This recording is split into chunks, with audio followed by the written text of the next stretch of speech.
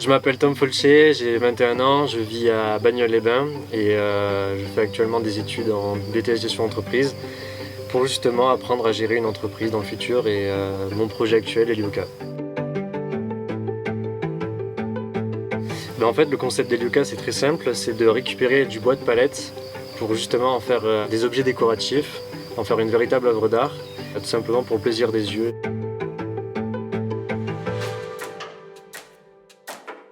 En fait, l'idée elle est venue il y a à peu près 4 ans maintenant, c'était en mai 2016.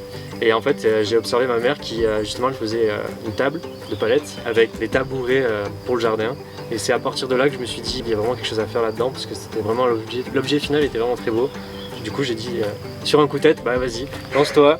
Et après, 4 ans plus tard, je suis devant toi en train de te présenter le projet.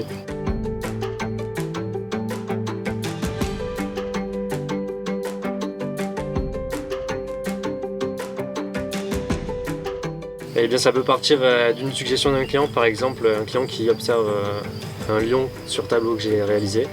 Et après, il peut me demander si c'est possible que je lui fasse, je sais pas, un zèbre. Et à partir de là, je recherche justement des images, de l'inspiration sur internet. Et à partir de là, je conçois justement le tableau, le portrait. Donc je découpe, je ponce et je mesure. Et après, au crayon papier, j'attaque justement la forme.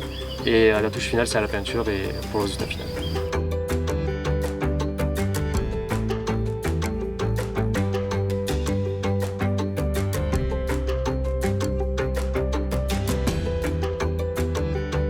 Eh bien, à travers mon travail, je souhaite avant tout proposer aux clients un achat éco-responsable, justement à travers des objets de décoration qui sont faits à partir de matériaux recyclés et réutilisés, comme le bois de palette, et aussi fonder en fait le principe sur l'économie circulaire, qui est avant tout une économie justement en tendance avec ce qui se passe en ce moment, et justement avoir ce côté-là éthique. Et comme dirait Antoine Lavoisier, rien ne se perd, rien ne se crée, tout se transforme. C'est exactement le concept de cette entreprise.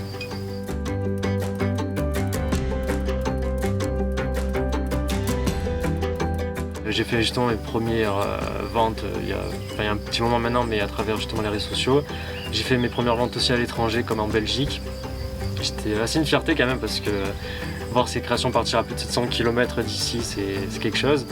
Et le principe, en fait, comme j'ai commencé par des vides-greniers, j'ai pu voir la réaction des personnes lorsqu'ils voyaient justement les créations. Si je demande justement l'ouverture de boutiques physiques et la création de boutiques éphémères, c'est parce qu'il y a quelques jours, j'ai fait une demande de soutien financier qui a été validée par la Fondation Sigma et la Clermont-Auvergne Métropole.